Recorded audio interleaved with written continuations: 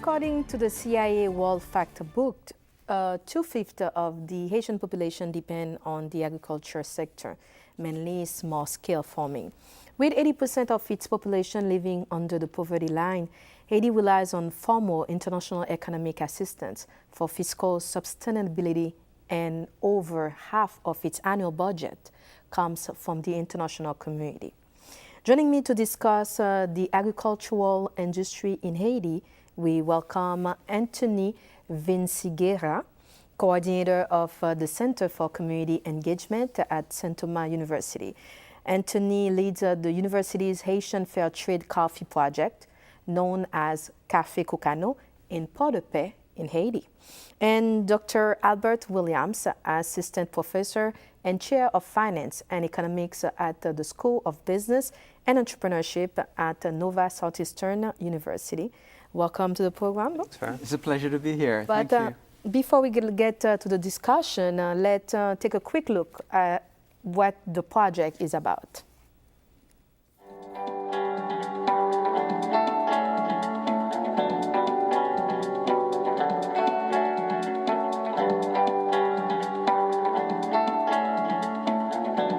Moi, non pas M. Tani Selike.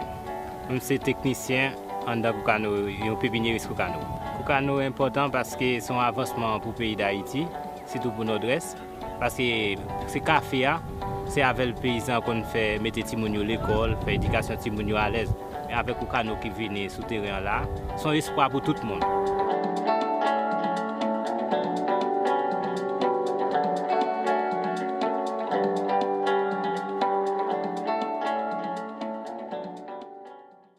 It is delicious, aromatic, smooth, and great tasting, and also the best group of people you'd ever want to have harvest your coffee.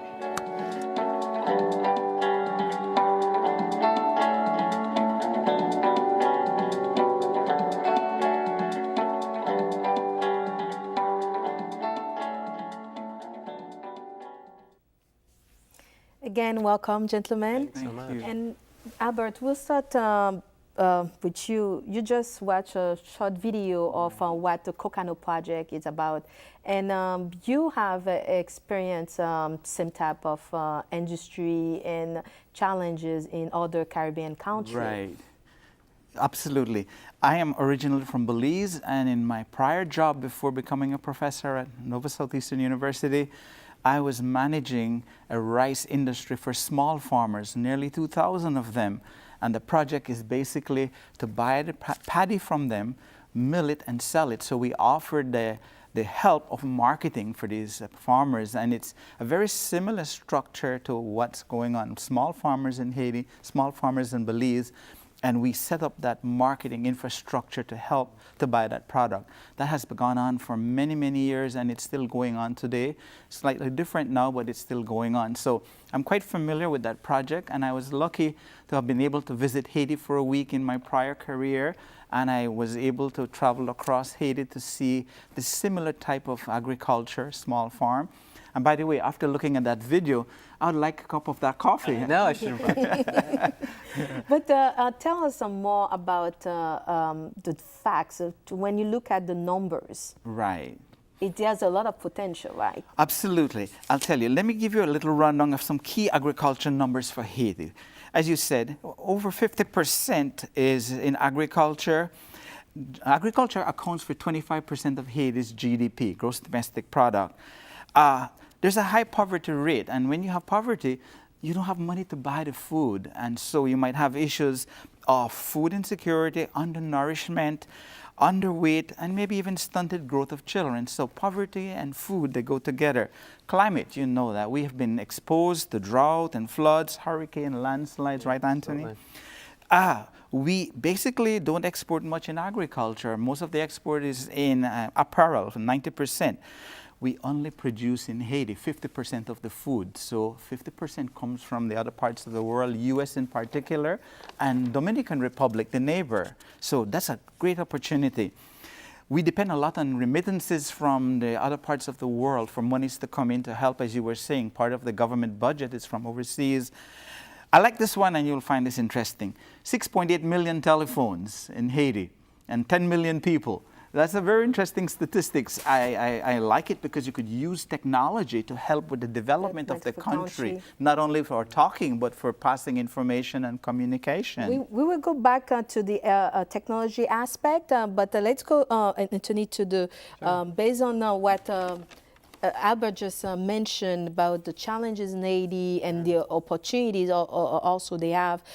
You've been traveling in Haiti for the past 8 years. Yeah. Tell us more about the challenges. The Cocano, and before the challenge, the Cocano project, it's a cooperative. In the Northwest, yeah. Yes, in So the Northwest. Sure. And a project of the Catholic Church in Haiti. It was founded by the Catholic Church. And I want to say, first of all, that the truth is the farmers from Cocano could speak so much better about this than I can. I wish they could be with us today. But yeah, the group of farmers had begun organizing in the Northwest about 9 years ago. And St. Thomas University, where I work, was looking at ways that we could support Haiti's long-term future. You know, we hear a lot of people that really want to help Haiti and will send some money and help in a time of, you know, urgent disaster. But when we spoke with people in the Northwest, which is the sister diocese for the Archdiocese of Miami, so that's sort of our partner area, they said they really wanted to collaborate on projects that helped them stand on their own 2 feet, that would really help them develop their own society, their own economy, their own long-term future. And that's when they started talking to us about coffee. You know, the island of Hispaniola, Haiti and the Dominican Republic, at one time produced over half of the world's coffee production. Wow. They've been producing so much coffee since colonial times, but in the last 75 years or so, coffee production in Central and South America has really grown, and Haiti didn't have the infrastructure to really get it to market at a price where they could make enough to live on. So farmers were beginning to rip out their coffee trees and plant corn and beans on the hillsides and really, unfortunately, get rid of a lot of this old heirloom, beautiful organic coffee they had. Any event, so when we got involved with the university, that's what the farmers said to us. They said, look, we're organizing a cooperative. We'd really like to get it to market in a way that'll help the local farmers build a future of their own area. They want to revive this coffee tradition. And we said, well, we have business students, we've got accounting students, we have students that need to learn about that, and maybe we could build this partnership, and that's what we've been doing. And so far, we look at the numbers, over 200 pounds of coffee has been exported for this cooperative for the past 4 years, 3 years actually. 200,000 pounds of coffee. About over 200,000 pounds. And over 300 families, 2,000 individuals of the Archdiocese have been employed too. Yeah. So this is, we look at a small project, but can also be an example of an agriculture plan, a national agriculture plan for the country. Right. Right. You know, I must tell you, Anthony, I applaud you for taking on that project and for the university to do it. That is an innovative way to help farmers. Because if you notice, all the farm societies are small farmers. They have less than 5 or 6 acres of land. So they can't go large scale like we're used to in the United States. So what can you do with the farmers at that level? So this is an innovation. We need to get more of these types of innovations at different parts of the country to empower the farmers. And that's kind of where I agree with you, that how do you empower farmers rather than to have to give handouts forever? But some will tell you that, yes, we have other similar projects in different parts of the country. For instance, Clinton Foundation, also they're working with some farmers in the southeast part of Haiti. But is it enough? Is there to have all these projects around the country when there's no economic plan? It's challenging. And then also you mentioned when we talked last night about the budget, the national budget of the agriculture. I actually was looking at that today.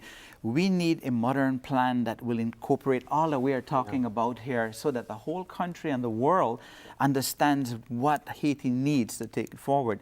And I will concur that the Ministry of Agriculture needs to get a bigger slice of the budget. As Anthony, you and I were talking earlier, they come and they are willing to give money, professional support, but they have no resources to go farther than that. So it needs a multifaceted approach. Remember I told you, you cannot just fix one thing. You have to do a lot. And I like the idea of this modern agriculture plan.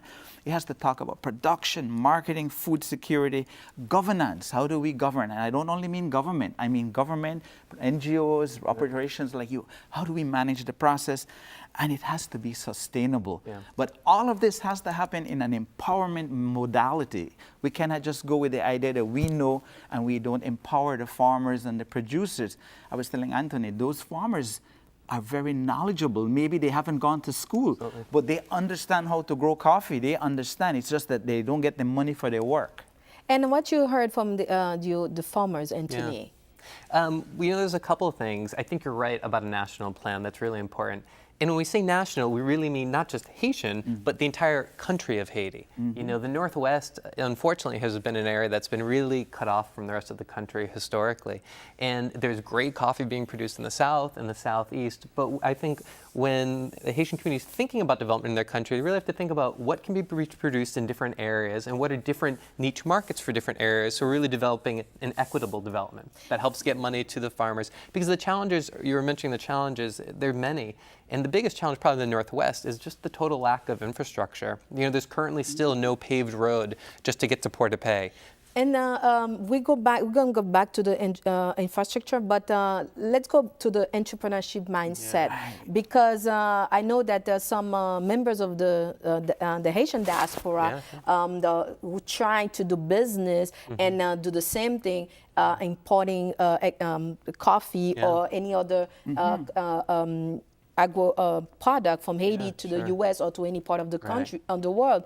And the challenge is how to do business with the farmers because they have a different business practice. Yeah, I think it's really important that, you know, we're dealing with we're realistic with the reality on the ground in terms of amounts of production and scale of production and timelines, and then also making sure it benefits the farmers. You know, the truth is that it's difficult to produce commodities in an area with very little infrastructure because, you know, instead of being driven to the local city from the mountainsides, it's carried down for hours. It's expensive. And so my little piece of advice for people wanting to invest in a remote part of Haiti, first of all, there's incredible opportunity, I think, but also to be realistic about the costs involved for the folks working on the ground and that it really is worth it for them to do it. I know we've worked with plenty of farmers in certain areas where they say, hey, look, you know, if we can't get a certain price for our coffee, the truth is they're really better off not exporting it. And they're really better off selling in the local market if they can't get a fair enough price for it because it won't be sustainable. Does it make sense? And Anthony just mentioned about infrastructure. Right. Let's, can we develop more that for people to understand? Because when we see farmer here in the United States, people see big machine, a lot of big equipment, technology. Yes. And right. Well, I like what you were saying. The roads in Haiti, only 20% of them are paved. So you get dirt roads, gravel roads. It's a hard way to move your product. And if you get to a bridge and the truck were to stay in the river, as we were discussing, the floods can wet the coffee. And if a farmer has 10 bags of coffee and he loses 5 there, half his crop is gone. And might not sound like a lot. So infrastructure is not like what we have big storage facilities. That farmer might have a little shed for his bananas and things to keep there for market day. And he's going to try to get it out there. So it's a whole different thing. We were saying earlier, you can't compare what we do in America with what we do in Haiti. We have to have appropriate technologies that is applicable to help those people from where they are. And increase the production too. Absolutely, create production and set up the market structures. I'll tell you a model that I kind of like, and I hope we could do some in Haiti. Starbucks, and some of them buy products from farmers in Guatemala, and they pay them a fair price, better price for their coffee. So something like what you are doing here, and if we could find more models like that. It's only one version, but you remember I said something about multifaceted approach to development. It has to have education. I like empowerment. You believe it or not, I don't like handouts, and I said that openly across this country and across wherever I go. Empowerment will keep people alive for hundreds of years. You give them a handout, it's only good for a meal. You need both. And what the farmers are doing there is really incredible. Given the context, I think, you know, what they're able to do with the little resources, with the lack of infrastructure is really impressive. And so the type of investment that's needed to help them really succeed isn't huge, We're talking basic storage facilities, basic things like roads, you know, a little access to clean water. Those types of things can really go a far way. So I think with a small investment, it can make a huge difference. Right. The other piece I think is really important is good partnerships with really capable partners on the U.S. side. You know, we've been really lucky with this partnership. We work with Panther Coffee in Miami, and they've been an incredible partner with us. They're one of the top specialty coffee roasters in the United States right now. And the expertise that Joel Pollack and Panther Coffee have brought to the project has really helped bring an international level of quality to coffee from one of Haiti's most remote regions and really draw out this heirloom organic coffee that they've had for 100 years and trying to get that to market. So it's partnerships and expertise on both sides. I've got to tell you a good point here. By Haiti, we have 50% foreign food. People start to get taste for the foreign food and don't want to eat the local food anymore. That's a real challenge. We need to get our Haitian people to accept their own food. They end up eating a lot of rice that's grown in the United States. And then again, we're going back to the national plan because that's also part of the leadership, how to educate people to accept their own product. Absolutely. And instead of to buy from other. But we have but we have also to remind that you have cases like the rice that coming from, I think, Texas and going to Haiti, that's killed the rice in Haiti. And it was an agreement signed between former President Aristide and former President Bill Clinton. It's incredibly sad. And it's very important to mention that because at the end, yes, we're talking about development in Haiti, the state of the agriculture, but you have when the American government signed an agreement that to send, instead of to import from Haiti, they are sending to Haiti and they are killing the agriculture. The agriculture, the rice industry in Haiti. It's important for people to see that, you know, from early on. A lot of times people think, well, we're helping Haiti, we're giving them cheap rice, without even thinking the next step to how are you hurting, you know, Haitian rice farmers. And it happened in Mexico too. We were just discussing this. So many Mexican farmers I meet that have, you know, come across the border working in the United States because their small farms in Mexico have been run out by cheap American corn being sent there. So, but the long term, really thinking long term with international policy and seeing how that affects real human people, like the farmers that we work with in the Northwest. They see it all the time. Thank you very much, gentlemen. Unfortunately, we're out of time, but this is not the end of the conversation. I'm Farah Lawyer. Thanks for watching. Wonderful. Thank you. Thanks very much. According to the CIA World Factbook, 2/5 of the Haitian population depend on the agriculture sector, mainly small-scale farming. With 80% of its population living under the poverty line, Haiti relies on formal international economic assistance for fiscal sustainability, and over half of its annual budget comes from the international community. Moi, non pas monsieur Tani Selike. Je technicien en Koukano, un pépiniériste Koukano. Koukano est important parce que c'est un avancement pour le pays d'Haïti, surtout pour notre Est. Parce que ce café, c'est avec le paysan qu'on fait mettre Timounio à l'école, faire éducation Timounio à l'aise. Et avec Koukano qui vient sous terrain là, c'est un espoir pour tout le monde.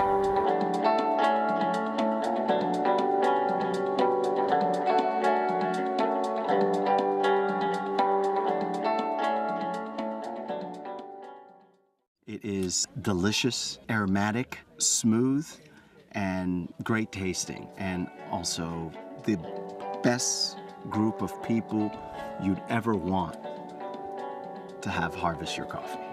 Chair of Finance and Economics at the School of Business and Entrepreneurship at Nova Southeastern University. Welcome to the program. Thanks, Farah. It's a pleasure to be here. But Thank you. Before we get to the discussion, let's take a quick look at what the project is about.